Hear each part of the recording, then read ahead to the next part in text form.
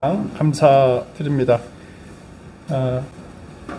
여러분께서 아시는 것처럼 안타깝게도 우리 최영희 교우님께서 병환에 걸리셨습니다. 앞으로 정밀 진단을 통해서 치료받을 예정이십니다. 그래서 오늘 말씀을 전하기 전에 우리 최영희 교우님을 위해서 함께 기도하는 시간 갖고자 합니다.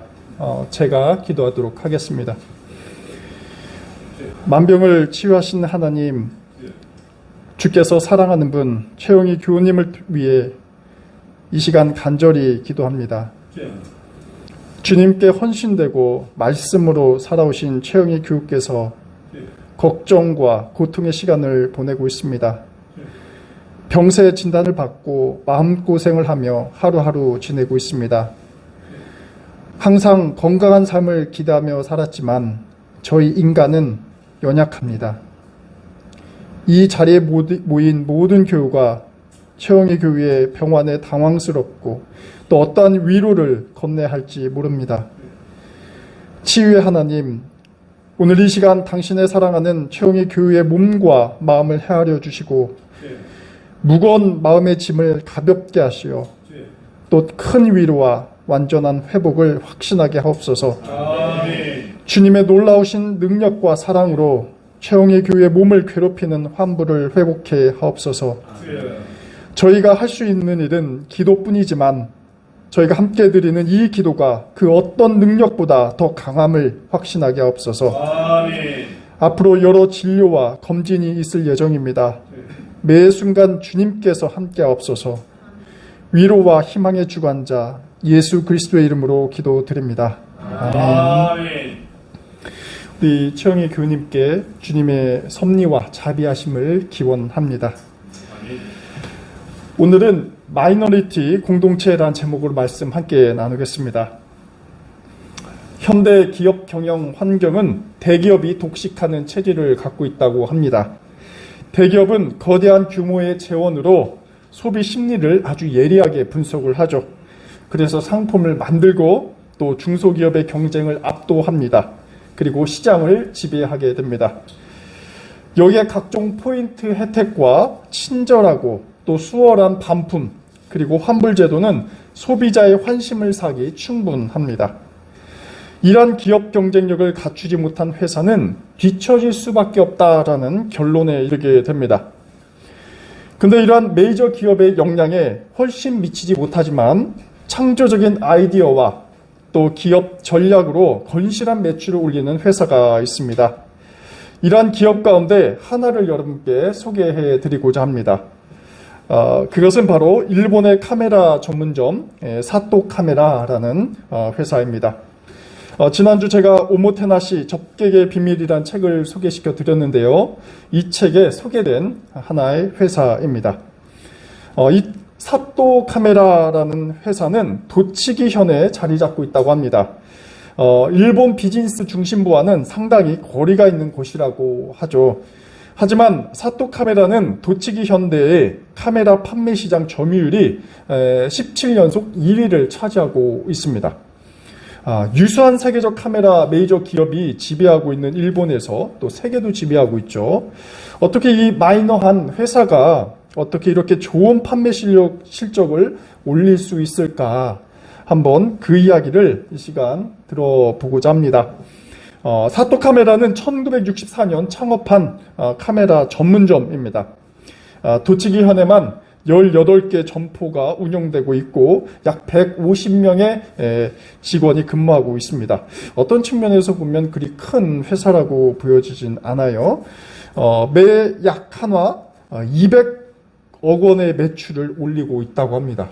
굉장히 큰 매출은 올리고 있습니다. 오늘날 여러분 아시는 것처럼 고화질의 촬영 기술을 탑재한 스마트폰 카메라가 굉장히 중요하게 여기고 또 많은 사람들이 여기로 카메라 산업이 옮겨가고 있는데 어떻게 이렇게 안정적인 시장을 점유하는지 대단해 보이기도 합니다. 이 사또 카메라 회사가 이렇게 운영할 수 있는 다양한 비결이 있는데 그 가운데 제 눈길을 끈 전략 하나가 있습니다. 한 단어로 표현하면 이 마이너리티 전략입니다.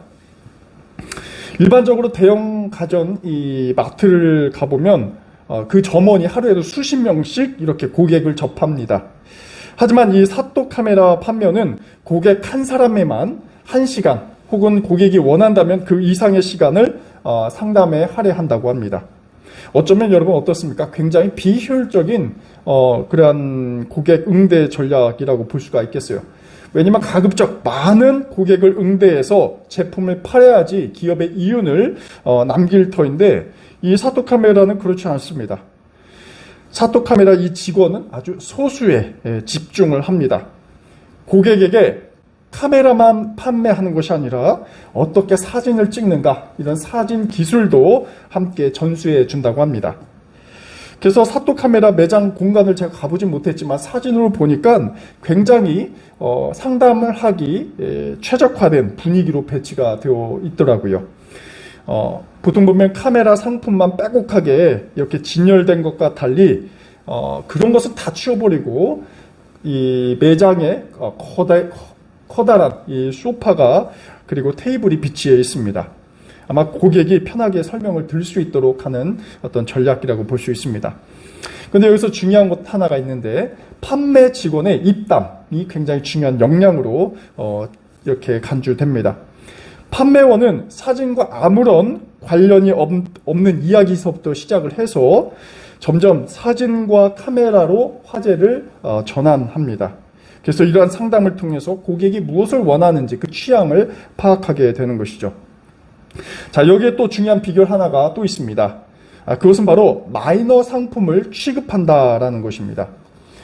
보통 일본 카메라 산업을 보면 대중적으로 팔리는 사진기는 불과 10%에 불과하다고 합니다. 그리고 나머지 90%가 90%의 사진기가 경쟁에 밀려가지고 이렇게 사라지게 되는 것이죠. 그래서 사또 카메라는 여기에 착안을 했습니다. 그래서 점포에는 일반적으로 알려지지 않은 굉장히 어떤 희귀한 브랜드를 취급을 하고 있습니다. 왜냐하면 인기 있는 상품만을 취급하다 보면 어떻게 되겠습니까? 대형 전문점을 결코 이길 수가 없습니다. 그래서 대중적인 제품보다는 희소성이 높은 제품을 타겟으로 하고 있습니다. 당연히 이를 좋아하는 소수의 매니아층이 모이게 되겠죠. 그리고 이러한 카메라를 둘러싼 다양한 이야기와 또 의미가 담긴 자신만의 독창적인 카메라를 원하는 사람들에게 굉장히 매력적인 곳이 바로 이 사또 카메라라고 할 수가 있겠습니다. 바로 이것이 이 굉장히 쟁쟁한 아주 중요한 카메라 산업이 일본에 있음에도 불구하고 이런 마이너리티 전략을 통해서 이 사또 카메라가 살아남는 비법이라고 할 수 있습니다. 제가 뭐 영업사원 설명회도 아닌데 이렇게 길게 설명하는 이유가 있습니다. 그것은 바로 이 사또 카메라가 걸어가는 그 길이 오늘 한국교회와 또 우리 교회가 함께 관심을 가져볼 법한 하나의 방향을 말해준다라고 생각하기 때문입니다. 제가 앞서서 이 마이너리티라는 단어에 대해서 의도적으로 많이 언급을 했습니다. 여러분 아시는 것처럼 이 마이너리티는 관심을 받지 못하는 존재나 또 그 영역을 말합니다. 이 메이저리티에 비해서 실력이나 인지도가 떨어지는 부류라고 할 수 있겠죠.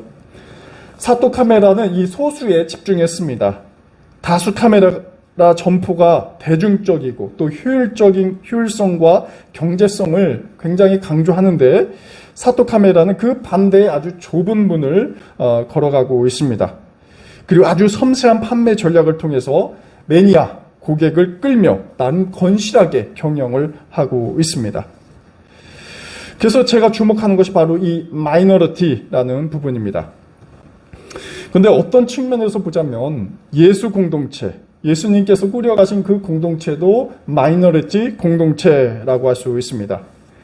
아웃사이더에 위치해 있습니다.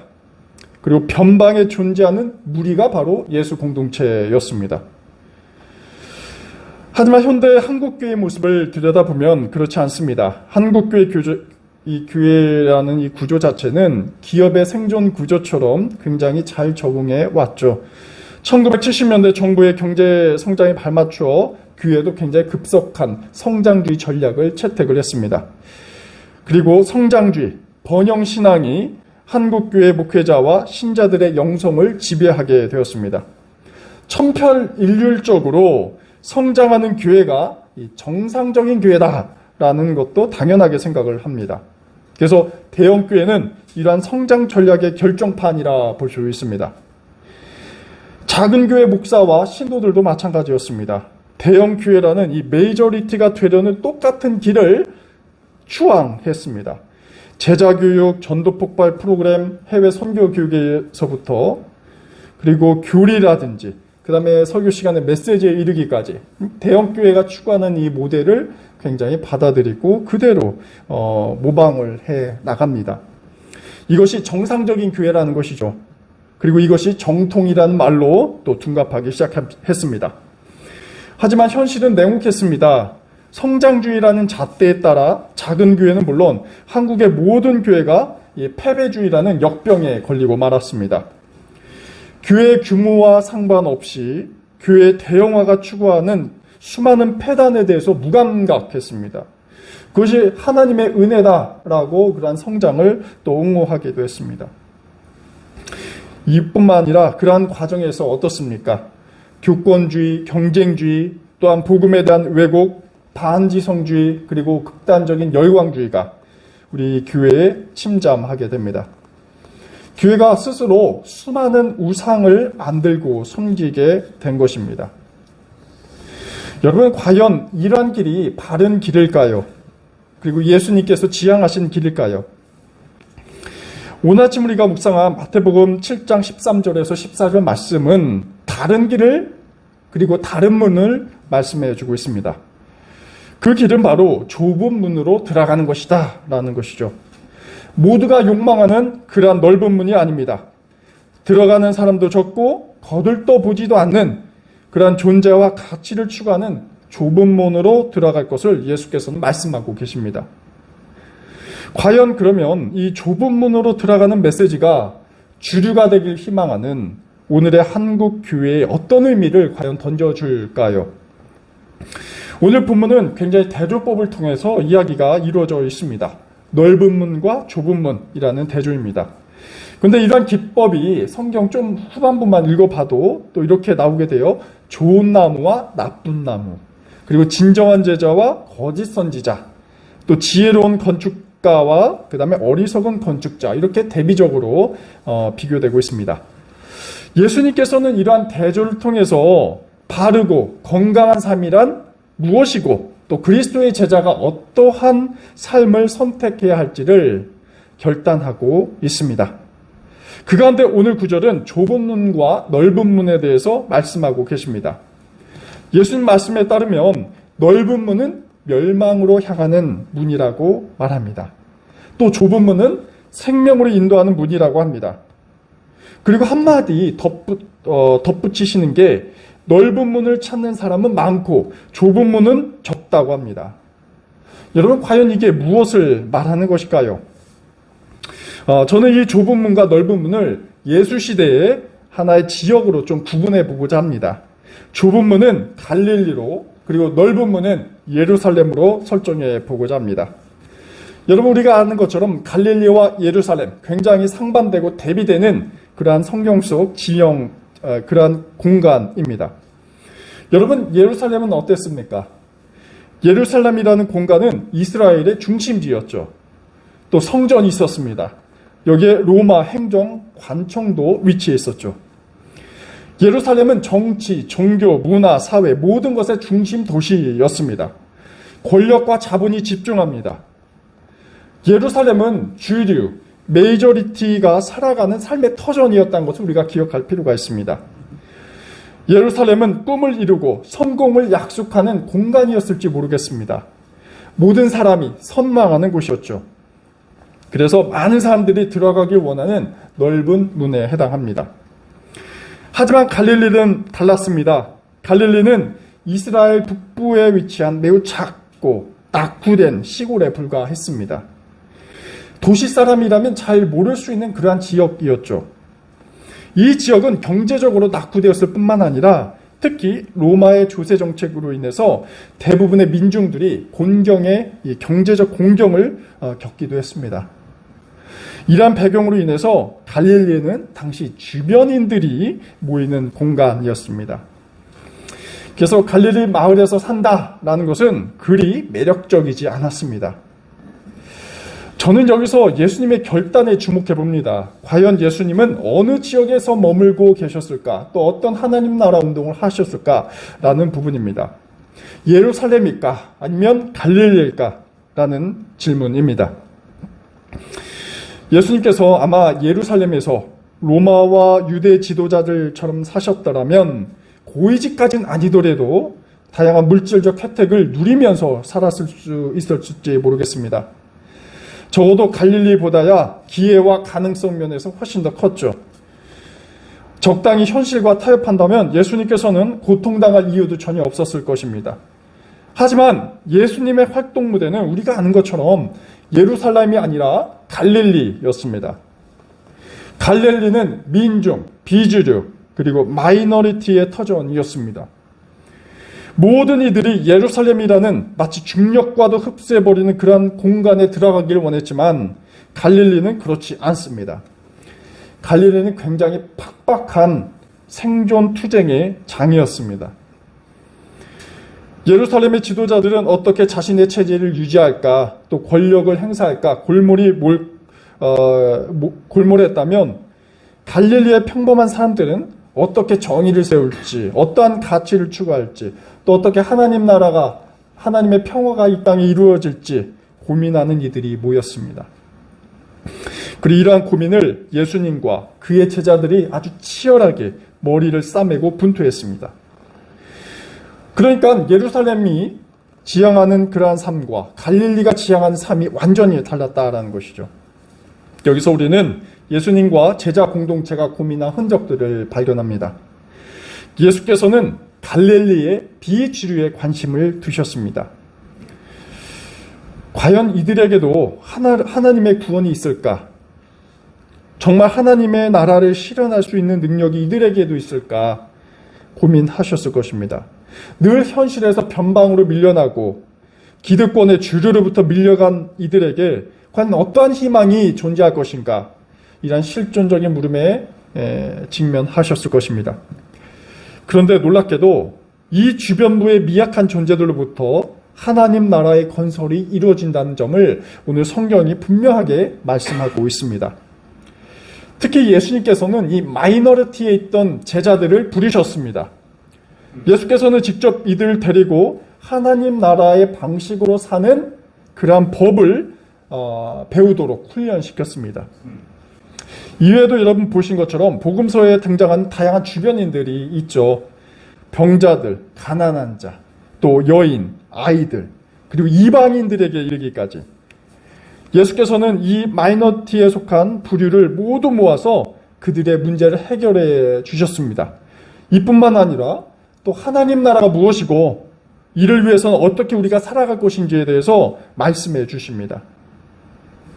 그리고 또 주변부 계층을 향해서 권력을 아주 무자비하게 행사하는 자들 향해서 하나님의 정의가 무엇인지 굉장히 설파하셨습니다.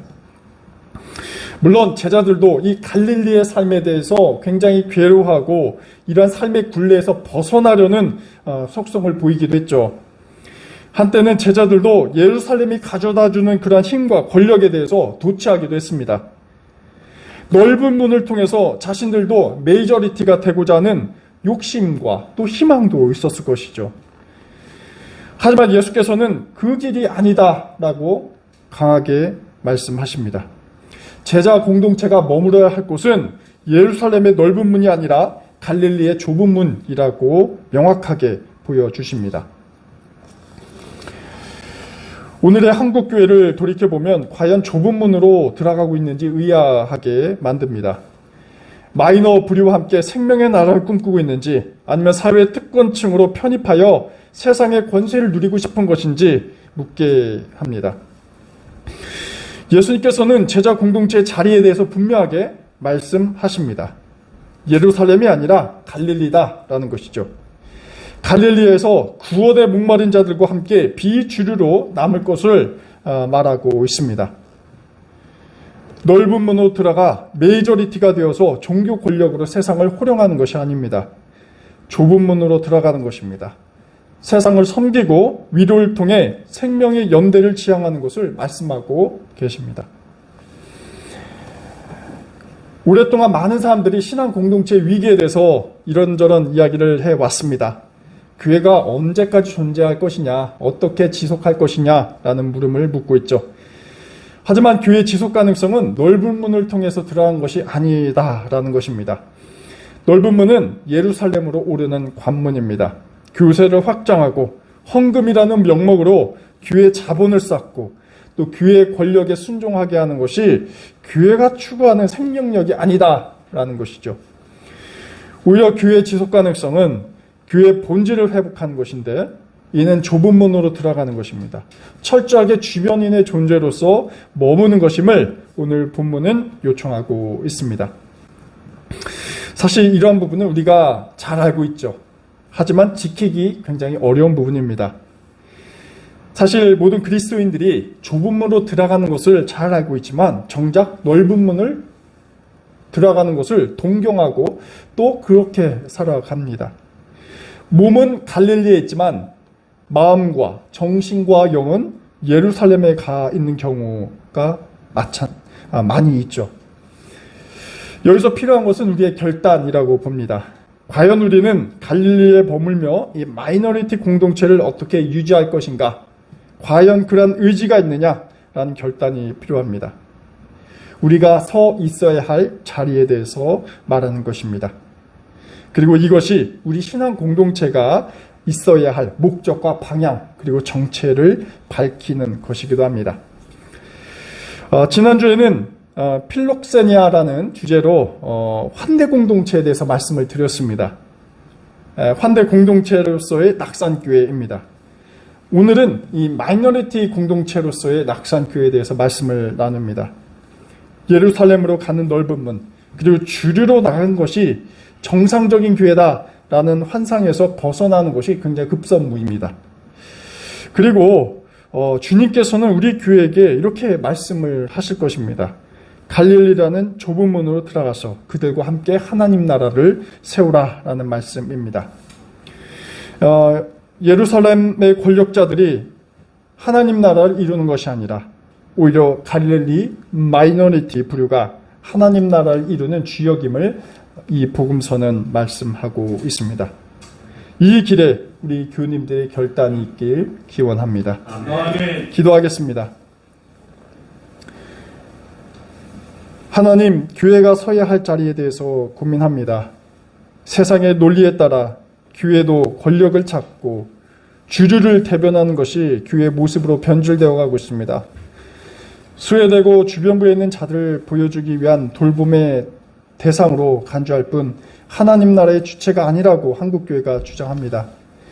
하지만 주님께서는 제자 공동체를 통해 이 마이너리티에 있어야 한다고 또 좁은 문을 향해 나아가라고 말씀하십니다. 주님, 작은 자를 위로해 주시고 또 힘을 주셔서 하나님 나라를 위한 여정에 확신을 갖고 걸어나가게 하옵소서. 예수 그리스도의 이름으로 기도드립니다. 아멘.